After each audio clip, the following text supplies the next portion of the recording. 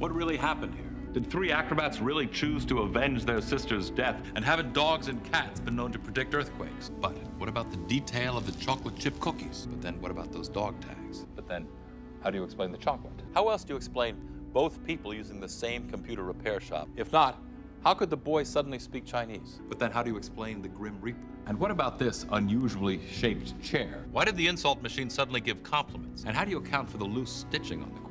Was Jocelyn really cursed by the beautician? If so, how do you explain the doll using the name Miss Robinson? But then, how do you explain the grease and screwdriver in the father's bed? If so, how did the men's room attendant know so much about Artie? But then, how could he have possibly known about the children's playground? If so, how did he get the gift back? But then, who murdered Professor Wainwright? And how do you explain the pen? And how do you explain the fact that the box fell at just the right time? How do you explain the smudge on the phrenologist's head? But who was Elmo P. Middleton? Did the spirit of Abraham Lincoln actually seize hold of Senator Quigley and force him to tell the truth?